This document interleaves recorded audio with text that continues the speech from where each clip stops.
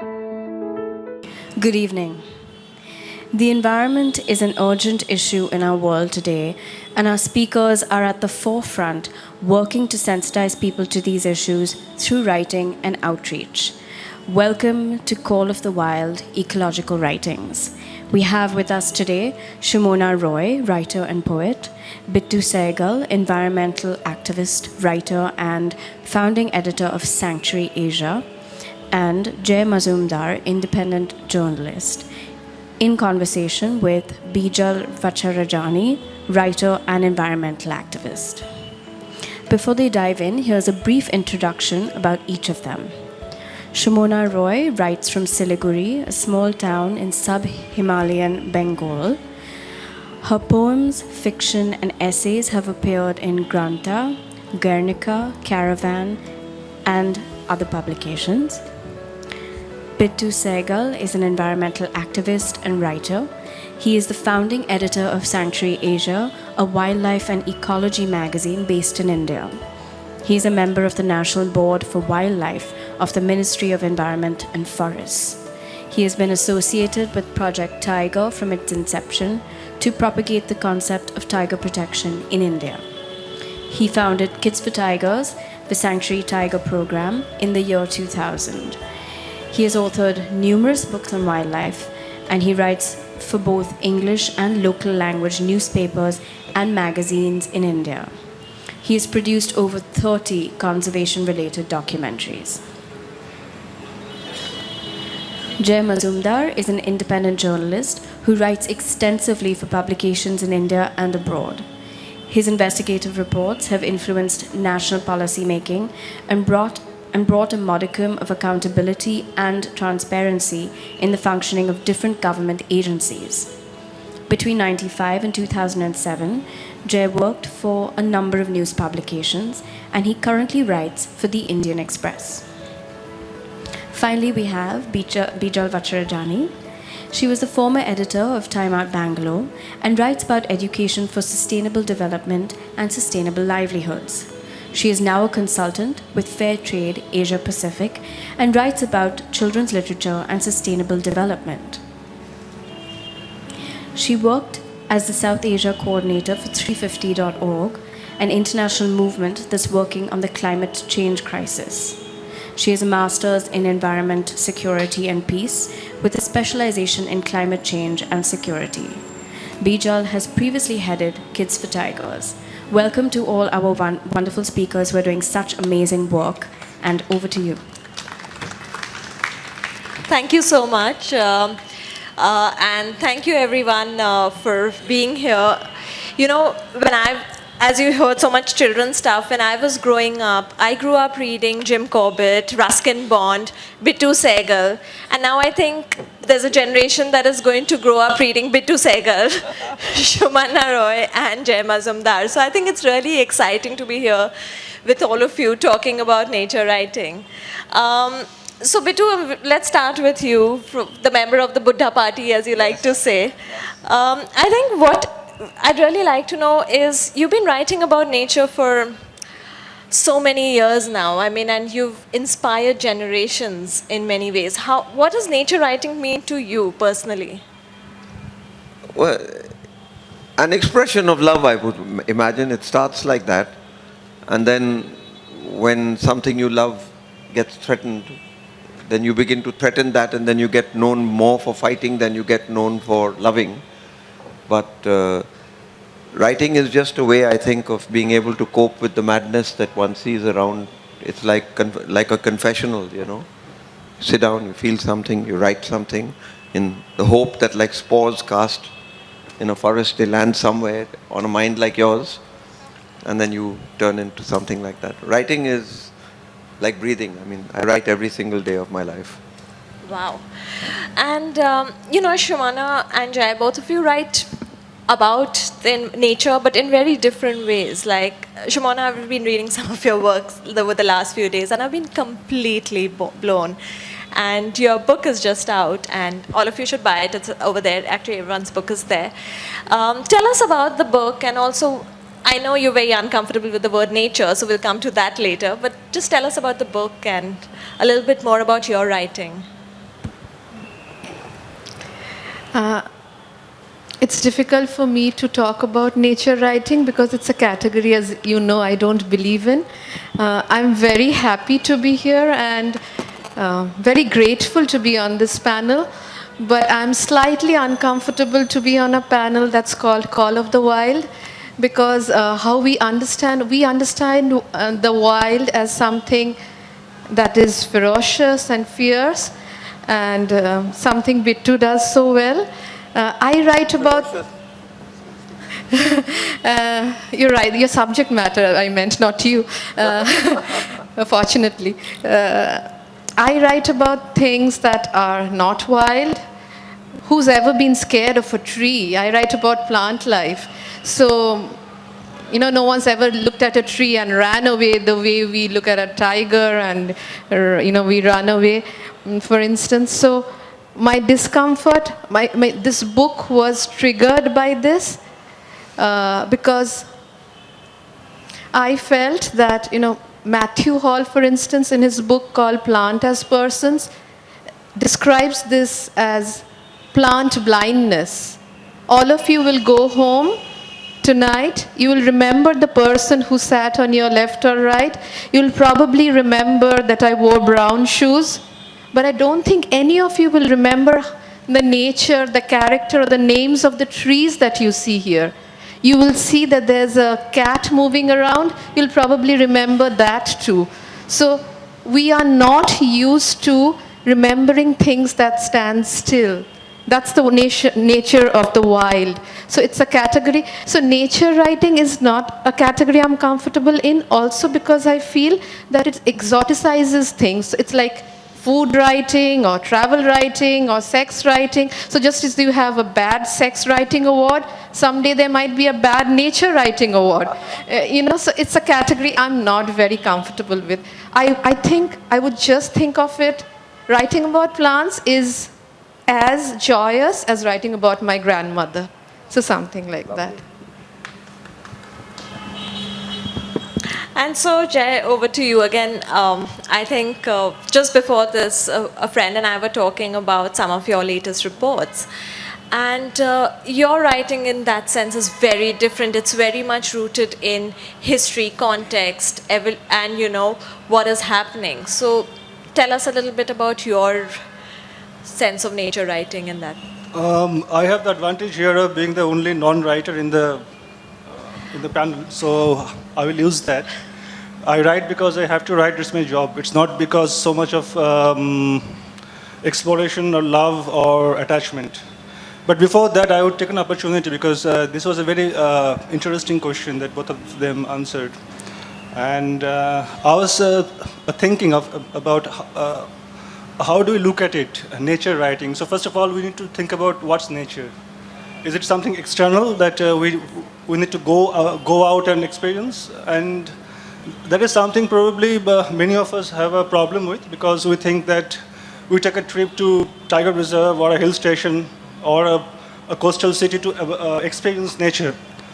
But frankly, that is not so much of a problem to me, because we have to understand that there is not really a scope or space for a tiger forest or an elephant forest to come up within Bombay or Delhi. So if we want that experience, and here I think by nature we're trying to talk about wilderness as we understand traditionally. So for that we have to go out, obviously, because I would say that if you look at villagers who come from forested areas, they also go out once in a while to towns and do some sightseeing and shopping. So it's about the exoticism. What you don't have, you go out and experience. But what is problematic to me is that it can create a duality. You go out for 2 weeks a year, you soak in everything somewhere, you come back in Bombay or Delhi or wherever you are, then you are completely insular to your surroundings. So unless you see what's around you, and only when you see that, you probably identify and value what's around you, and then given a chance, you may fight for it. So I think that duality is the problem, not so much that you are going out to enjoy nature, and nature is something which is not around in that sense, which is the reality increasingly. And about my writing, as I said, that being a journalist, I write about everything. And I write about nature when nature makes news, or I think it should make news. So the way I want to write about nature, the way Bittu described, or the way Sumana writes, is something which I want to someday, but I haven't really yet. So I will not talk about that. I completely agree with you, Jay. I think this artificial, again, I want to go back to a favorite French philosopher, Bruno Latour, in his book, We Were Never Modern. He says, pre-modern people never made this distinction between nature and culture. It's modernity, which has become a baggage, and as Jay said, there's this sense of binary.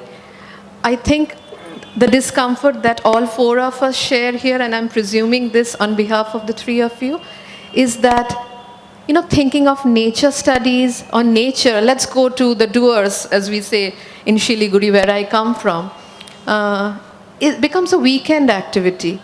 So nature is not a weekend activity. Nature is not project work in school. As soon as we turn nature into something external to us, so this, where we are sitting right now, not just the trees, but also with the mic in our hands, that is also nature. So I agree with him. That's what I wanted to. Absolutely, and I think that's really one of the struggles that all of us have as writers, because often and we all have to pitch stories in that sense, and if you want to write about a tree outside your house, it's just going to be like, what is the pitch? Because that's not considered the wild, it's not the wilderness that you were talking about. But the other thing that nature writing often turns into, and especially at this point of time, maybe critically so, it becomes very purposeful in its intention. There's always that sense of we must talk about saving nature. Firstly, there's a problem with that word, like, saving climate change, let's save the planet. Well, I think it's really more about saving the human race at this point of time. And Jay, I think you and Bittu really grapple with this on your everyday writing, that sense of purpose in your writing. So how do you deal with that when you are... First you, then Jay, sure. Well, first, I think this is a very boring panel. We all agree with each other. We must have at least one person who disagrees, We haven't finished yet. Yeah. Okay. So here's the deal. If you look up over here, the laws that govern the Amazon, or the laws that govern the Sahara, or the laws that govern Ladakh, or anywhere else, the deepest Marianas Trench, they exist right up here. It's exactly the same laws. This business of separating nature from yourself is not just foolish, it is delusional. Because right inside your gut right now, the same laws that exist in a rainforest are taking place inside. There are battles going on. And there's some kind of equilibrium that has taken place which has nothing to do with perfection. It has everything to do with imperfection. If perfection was the rule of nature, we would all be blue-green algae right now. We wouldn't be different people writing different things. So at one point, I do agree with you. On the other point, I think that even categorizing nature writing as being wild, or saying Call of the Wild is wild, it's not wild, it's that ant down there.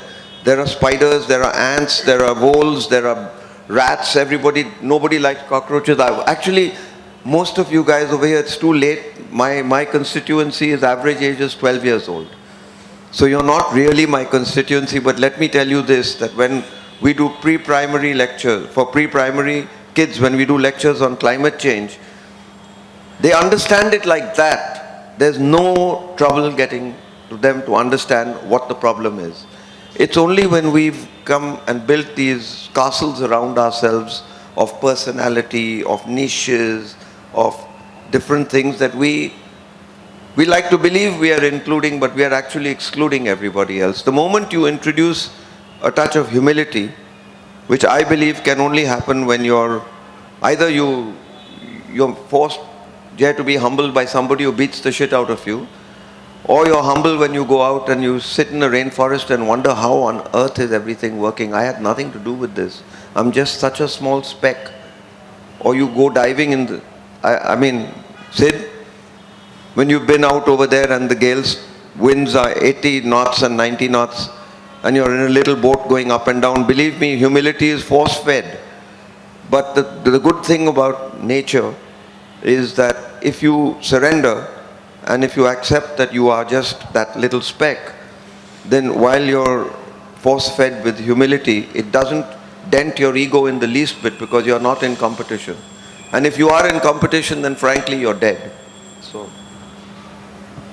Jay, I want to talk about writing as this political, social act that it's become. It's a little too early in this discussion for my comfort because it generally gets out of hand beyond this. Because I think there is so much being written, being filmed, being talked about saving nature, saving the world, in fact, or if not saving ourselves. But over the years, I had very enthusiastic views when I was young. What we have been doing for many years is that we are trying to treat a cancer patient for hair loss. And we have been doing that with great fanfare. And it may be a little, it may be not completely out of place. The biggest talk is about deforestation. That's like hair loss. So that way. If you don't get into the consumption system and distribution of wealth and exploitation of natural resources, talking about saving X, Y, Z and framing laws and having regulations are all waste of time and feel-good factors. But having said that, I think, if you live in a situation which is suffocating, refusing not to breathe is good. That's at least you are doing. So I wouldn't say that what's happening is a waste of time. Every bit of effort counts somewhere. But we are probably trying to do something which, for which the time is gone.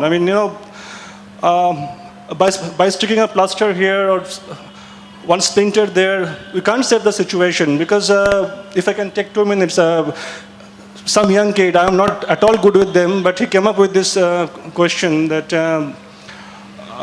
in the last 2 years on climate summits, there was some great breakthrough that we have said that on our fridges, ACs, we don't use this chemical, that gas. Some breakthrough happened. So it was a moment of inspiration for me. I can't do all these things usually. So I told him a small story. There was a pond, and there was a fisher folk around this, 8, 9 families. They all fished, they ate happily. By chance, one guy invented a better fishing technique, which can fish at a higher rate. So out of 10 families, 7 families learned that, and they all fished 10 times. 3 families somehow could not or didn't.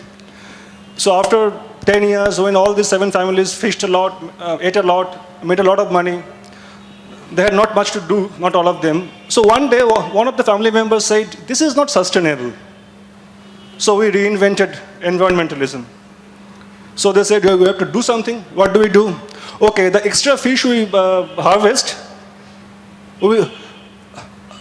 after chopping them, after taking out the bits, we will compost the bones. That's our contribution to conservation. We will keep fishing as much as we have been doing, but now the bones will go as compost. The world will be saved. That's what's happening. To add something, Sumana. Absolutely. You began by talking about how do we pitch stories to editors who are not really interested in this tree. They're interested in the tree only if it is being cut, right? If it is being felled. Yeah. Yes. So I think this is a trend in nature writing, but it's also a general trend in publishing, because people are interested in stories of violence, novels about wars.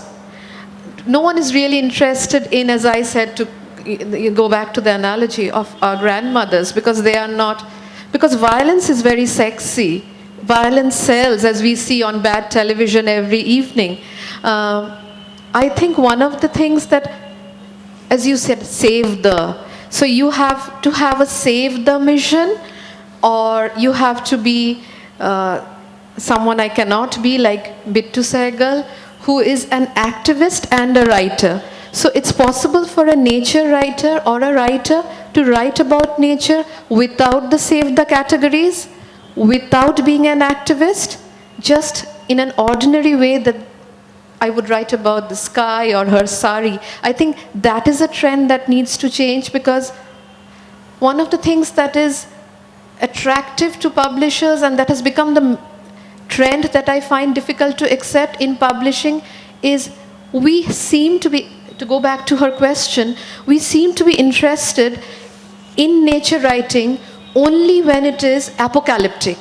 Something is ending, something is becoming extinct. Only then does nature writing sell.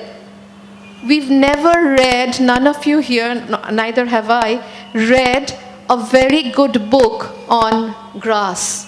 Because grass is probably not being extinct. The cowwallas would have been protecting grass, for whatever reasons then. I think this is one of the problems. Something that has to be divorced from apocalypse. Nature as anything, it's ordinary. This ordinariness needs to be written about, and we need to have editors who are willing to give us that space, and publishers and readers in that sense, I think.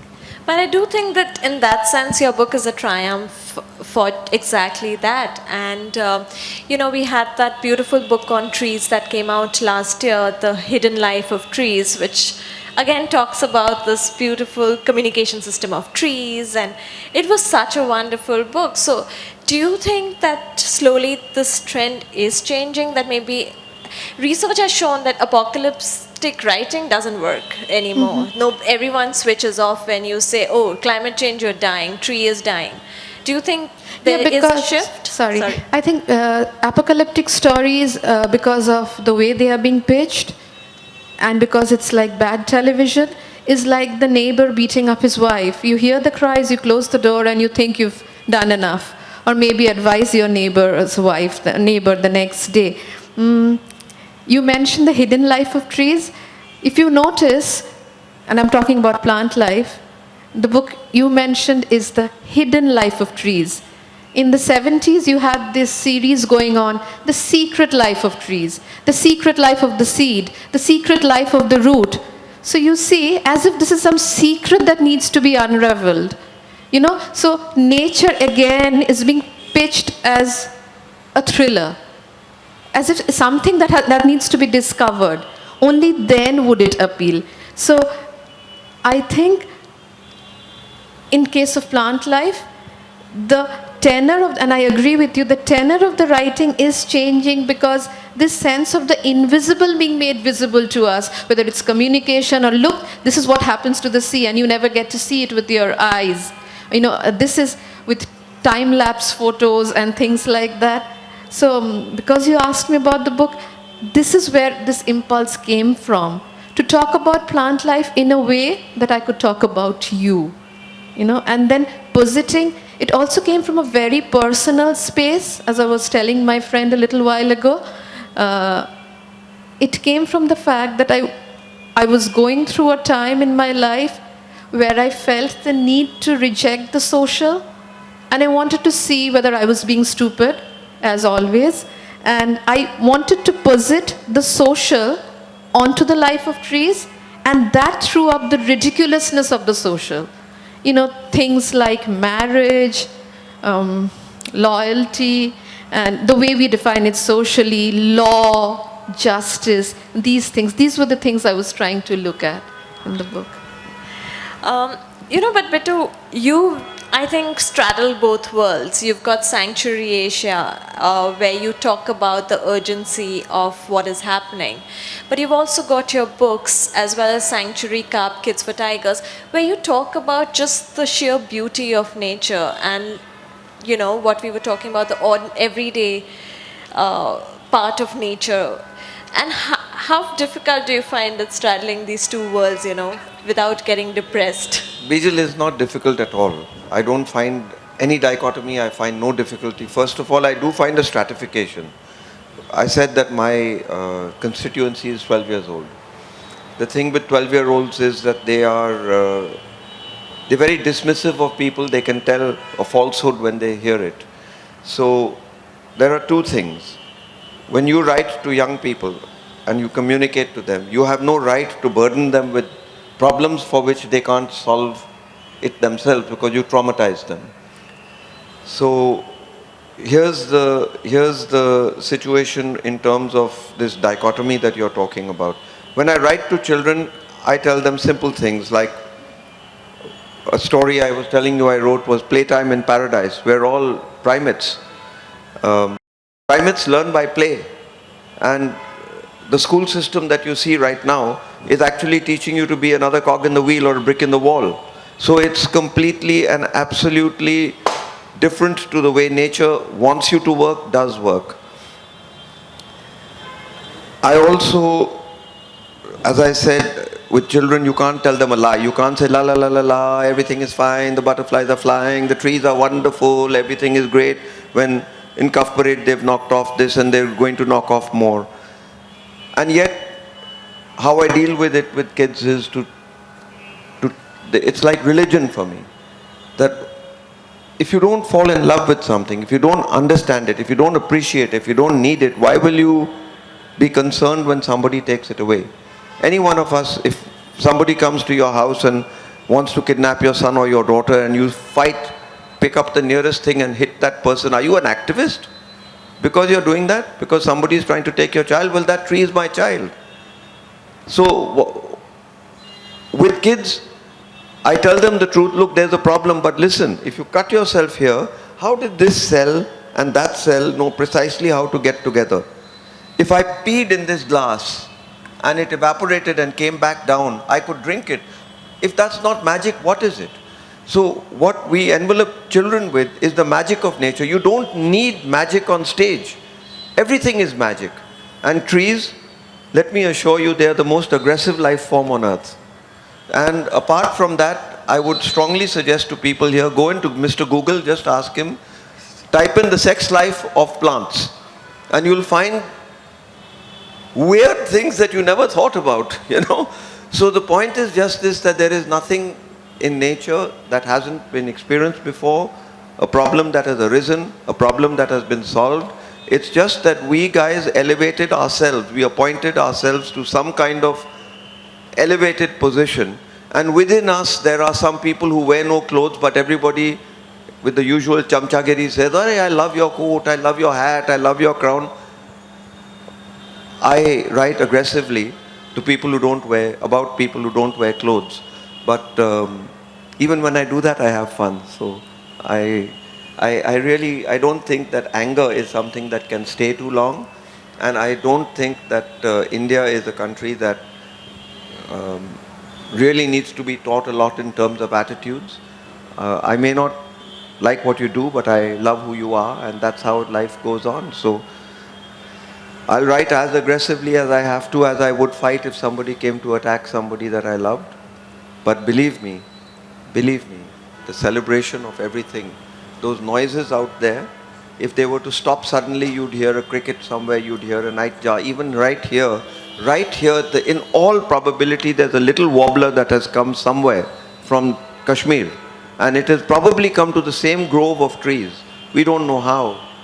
So, if you were to take 25 minutes from here on an early morning drive, you'd be sitting in Airoli with, 40 minutes, 35 minutes, with 50,000 flamingos. Now, if that isn't something to protect and to celebrate, what is? I don't give a goddamn about this building. I don't care really for all the falsehoods that we create about ourselves. But I do care that my kids, my grandkids may not have that beautiful business of being able to swim in a river and drink it at the same time. So that's it. You asked a funny question, I gave you a funny answer. Wouldn't expect less, Bittu. Jay, one of the things about your writing as it's a reporter's writing, and a lot of nature writing, when it's not reported, is very like, I went into the forest, I saw the tiger, and then the tiger walked in front of us, and the canter went, ooh. But yours is very much situated in reports, facts, historical context, and it's you let people do the talking. It's a proper reported piece. Do you ever feel tempted to cross to that opinion side of things? Not really, because I don't know how many tiger books or elephant books have been written in India in the last 20 years, and how much work has gone into that. So that's a very controversial issue, so I don't want to go into that. But if at all, at some point when I have time, and hopefully I will have, so I want to write something which is non-reportage, but which would be in a way, I want to explore things which are bound in very strange stereotypes. I find it very strange, like what Bittu writes, what Sumana writes. These things are informed writing. They're different. They're effective in their own way, but they're at the same time informed. But if you get into mainstream literature, I mean, anywhere in the world, English, many Indian languages, what do you see? You see everything as a very casual cliche attached to it. Like, how to put it? I mean, I'm being very simplistic. Like, if you have a volcano, it's either sleeping or angry. If you have a grove, it's usually whispering. And yeah, I mean, it's often sacred. Or if you have a deep forest, there's a chance it's dark. So this kind of thing. And if you have coming to her subject, if you have a solitary tree, it's invariably lonely. Now, I mean, just imagine, a tree can be lonely. I mean, what kind of illiteracy is that? A tree is a world in itself. I mean, it has, it's supporting probably thousands of life forms and drawing from it. And if it is anything, I mean, if a tree, if you look at it, is not needy. And as we know that being needy and being lonely have a converse correlation. But yet, in literature, this kind of attaching this kind of stereotypes to things, this is something which I think, it's very easy to say when we don't understand to use a term mysterious, which is again a term used so often for nature, mysterious nature. It's safe, but it's also very lazy. I'm trying to say that it's not that after every effort is made that nature will become any less mysterious. It will remain mysterious. But those efforts, that journey, that will make for fascinating reading. That should be done. Absolutely. And talking about efforts, this is a question that I think when I said I was doing this panel, a bunch of people were keen to ask this question, is that, we're now in this time where people are after clickbaity stories, which is basically, 5 trees you must see in Sanjay Gandhi National Park kind of a thing. How do you deal with that as writers, especially writers who are into long form kind of writing, and everyone's just saying, write shorter, write more brief stories, give me five things, listicles, 140 characters. Hey, you use Twitter very well though. So, Sumana, you want to go first? I think 4 or 5 days ago, The Guardian in the UK ran a survey called "Which is your favorite tree?" And I found it on Facebook, and I was looking at answers by Facebook contacts, and I found that you were not allowed to vote for your favorite tree. So it could be a tree outside my house or in the backyard. They had created a list of quote unquote famous trees. So, and these were all quote unquote again exotic.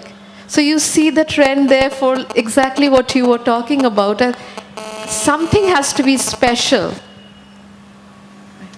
So that tree is special because, it spoke about, it had some kind of history. Exactly, it's like, that belongs to the Tagore. This person, he's fit enough to be your boyfriend because he comes from the Tagore family. That kind of mechanism is at work, I think. That's also a problem, a real problem. So that is why I was stressing on the ordinariness. Right, some trees are more important than the others. Exactly, yeah, and some more equal or less. Yes.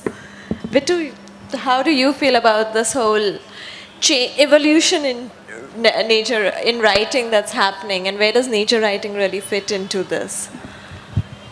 To be brutally honest, I think is devolution. It's not evolution. If you read Rachel Carson, who was, I mean, she had death threats because she was fighting the chemical industry. She wasn't a writer, she was a poet.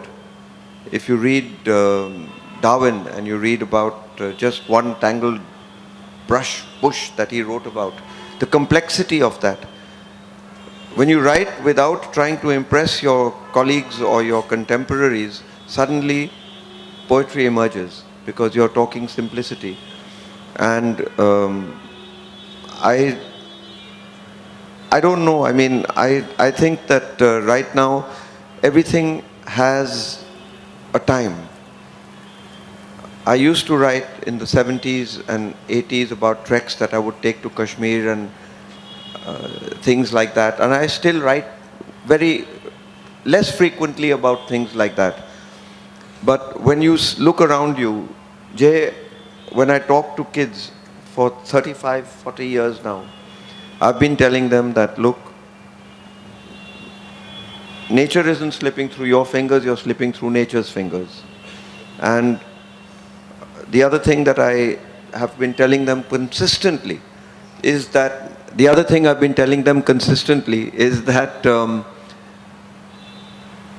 we don't have the technology to destroy life on Earth. I've been telling them that consistently for 35 years. And about 5 years ago, I stopped. Because we do have the technology now. It's called climate change. If you tamper with that atmosphere, I mean, if you consider a globe as large as this entire place and you varnish that globe, the thickness of the atmosphere to the planet is relative to this size. It's just the thickness of varnish. If you change the gaseous mix of that, then we're just another rock in space. So there is an urgency.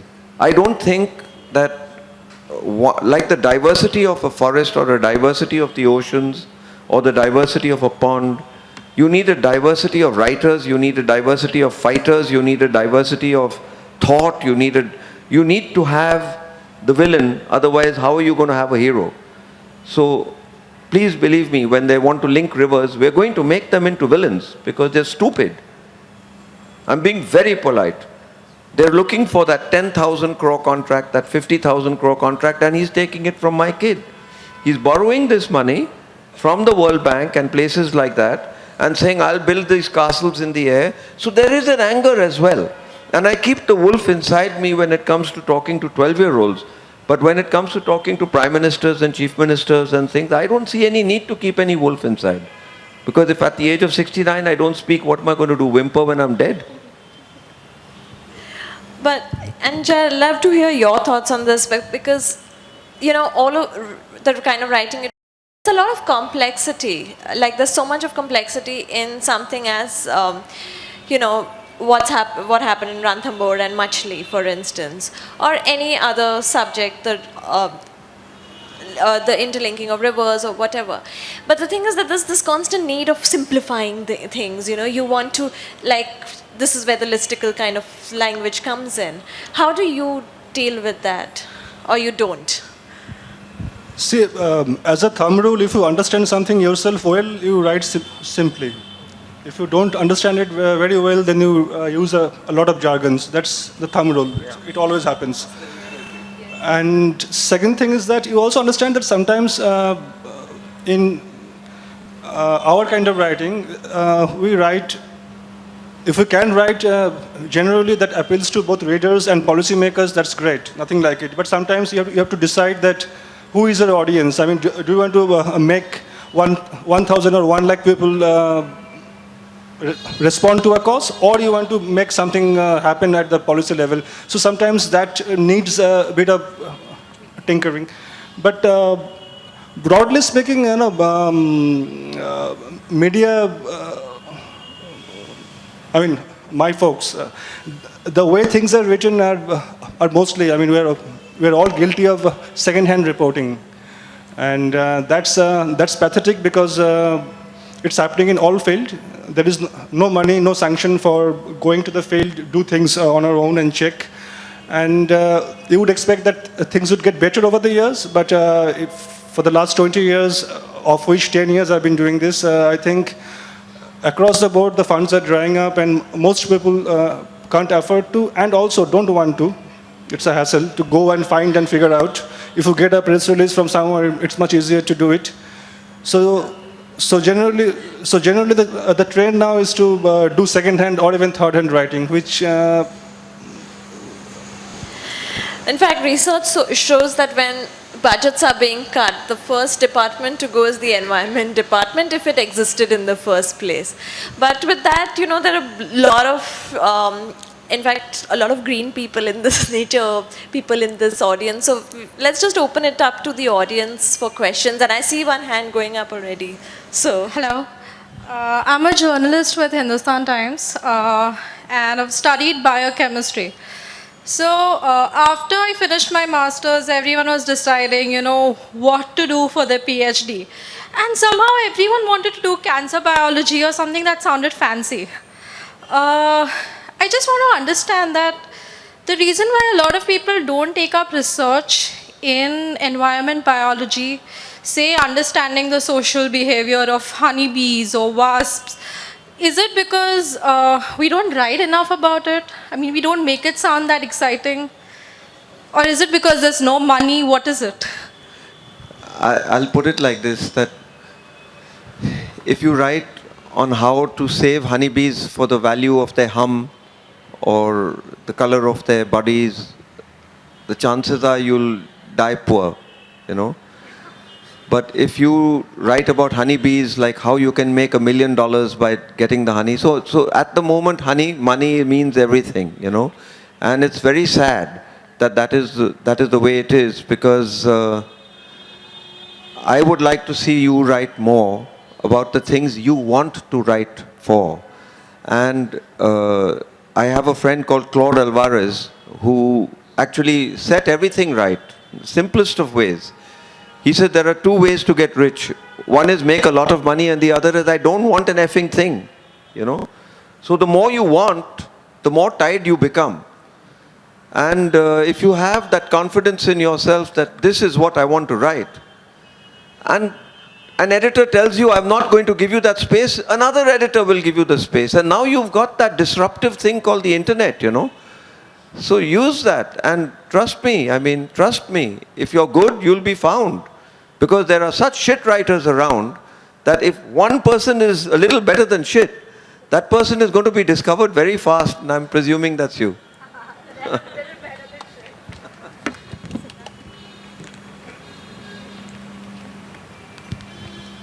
Hi, can be answered by anyone. I just had a question that increasingly, or not, there's always an absence of people in ecological writings, in reports.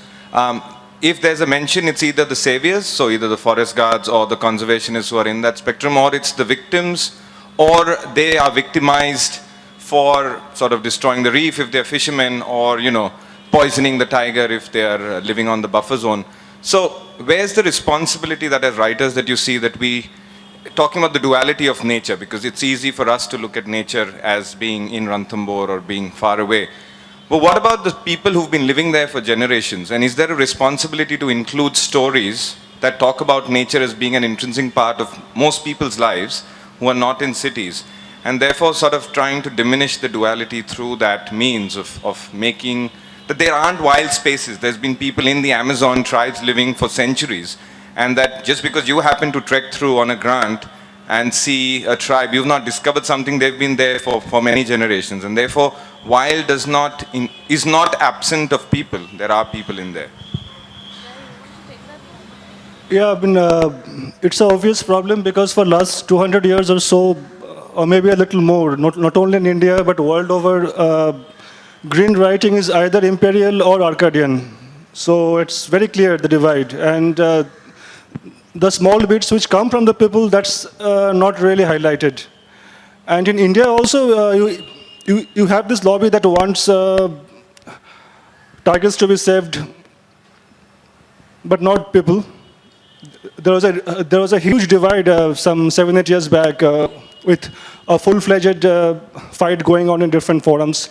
And the other side, the Arcadian side, is not so much prominent anymore, but it was there that, we need things for the thing's sake, which is fine philosophically, I appreciate, but it doesn't really work probably anymore in the real world. So the saving grace and also the frightening stuff is that if you don't include people who are there on the ground, it is our experience and experience world over that it won't work. It has never worked. And slowly and silently almost, I would say, that I know personally some of the stalwarts of conservation who never thought that the local people would be important in the battle. Now they do value them a lot. And that happened in last 10 years, so it's a huge change. I'm hopeful. If I may add on to what he said, I think the question that she asked about why we don't have enough books or funds or why there's not enough interest in writing about wasps and honeybees, and your question is related because there is not enough interest in writing about wasps or honeybees because it's about honeybees and not humans. When we imagine a novel, say, let's go back to the first English novel, Robinson Crusoe. It begins with, I was born in York in the year 1632. Imagine there is no human in Robinson Crusoe. It could be because he's on an island which is full of plant life and animal life. I think what the Renaissance did in Western civilization and Western culture, and how it affected us is we became so anthropocentric that we are conditioned now to look for humans in books, in our research. How does it affect?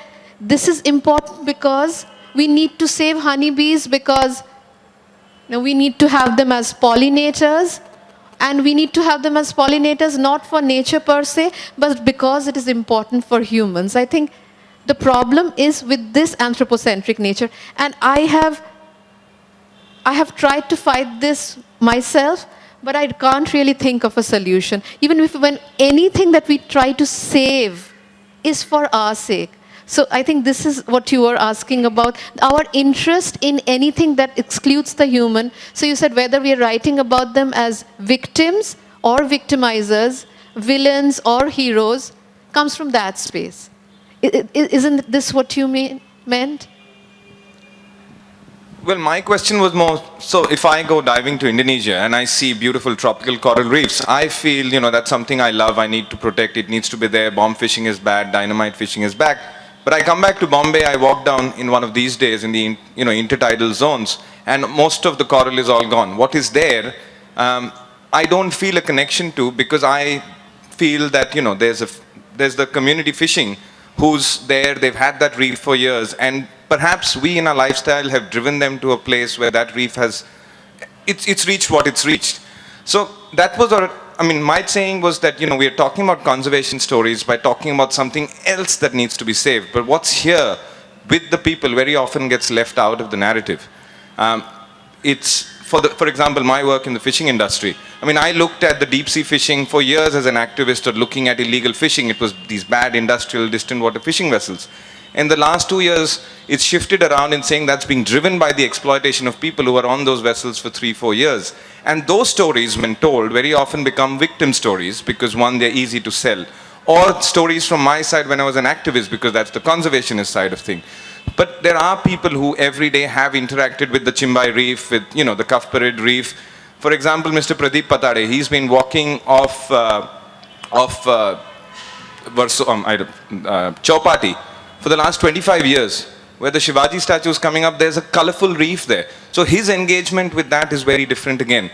But those stories very often get, so what I was trying to say was that, by excluding people who interact with nature or with the wild as an intrinsic way of living with trees, with forests, with coral reefs, we very often forget to just talk about the symbiotic relationship that they share. And perhaps by excluding them completely, we do create a situation where, what Bittu was saying, what you were saying is that, there's something that we love and therefore we should protect. But maybe people don't love it. They just end up sustaining it because it's part of their life, that kind of thing. I think what she was mentioning is we care for ourselves. It's actually we care for people like us. So, so it's those people, the indigenous or the guys on the forest, they are not us. So there are several filters between us and them. So at different level, this happens, this exclusion. See, there's one thing, Sid, that I mean, words are very powerful things. The word symbiotic in itself means I'm beneficial to you and you are beneficial to me. And that word has been used too freely, by my reckoning, because the moment Dr. Manmohan Singh opened India in 1990 to foreign capital and globalization, etc., suddenly the communities which had lived, I wouldn't say symbiotic relationships, because I don't know, they were not doing any harm at all. But I don't know that without them the forest wouldn't survive. If we are, for instance, a cancer, which we are because of our lifestyles, then almost all tribal communities will be at best parasites, which feed off but don't hurt anybody. They carry on. We've got parasites in our stomach.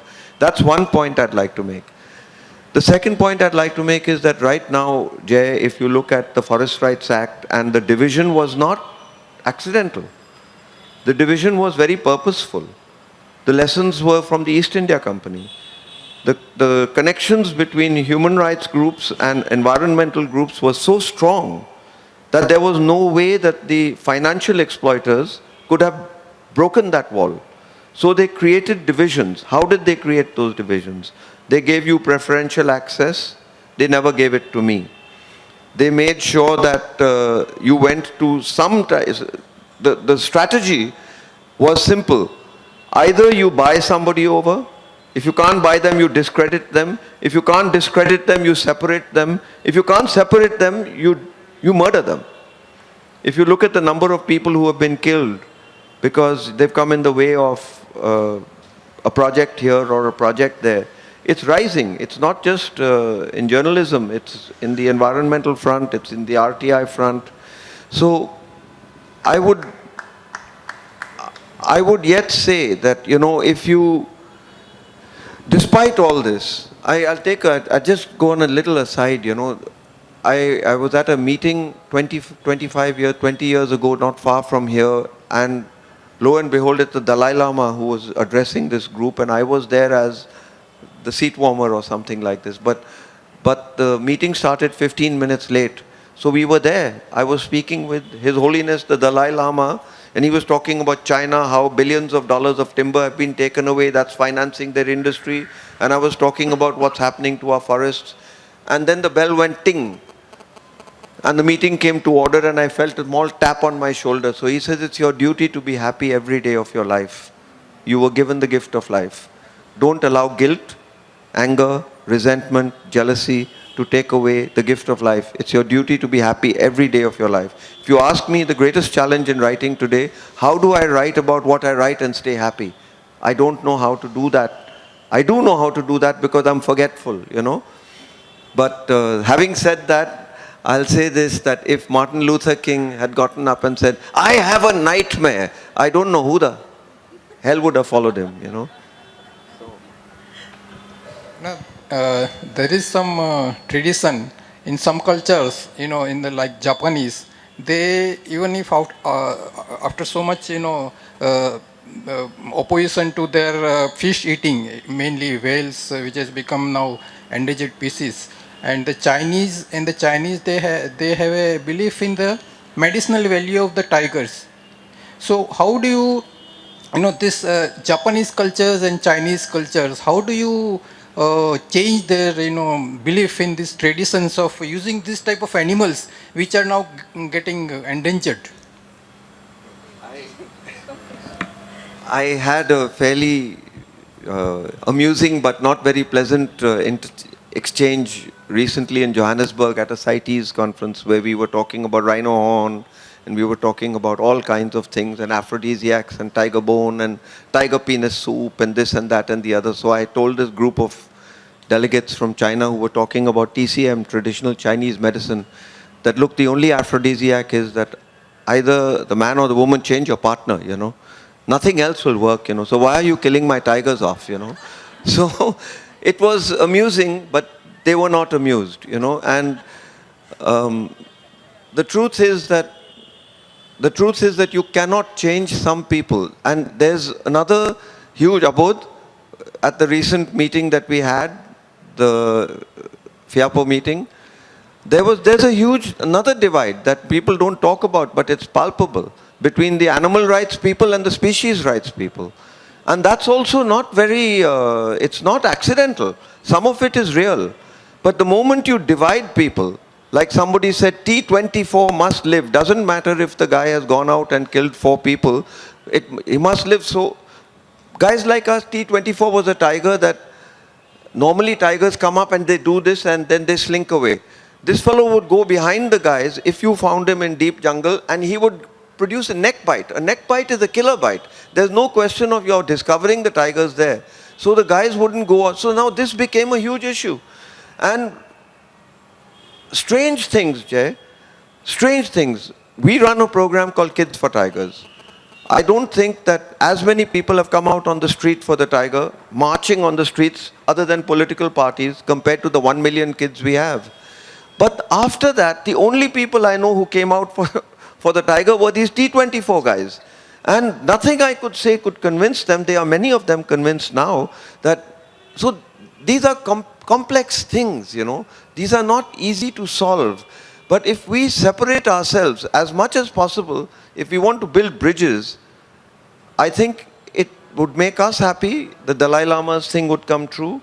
And it would also strengthen us. It's like 2 tubes of araldite, you know. You use 1 tube, you won't be able to stick your finger to your nose, you know.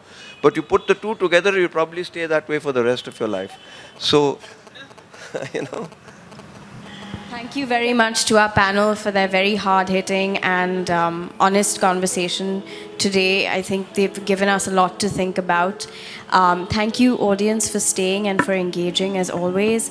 And we continue with more panels tomorrow and into the weekend. Thank you and have a good night.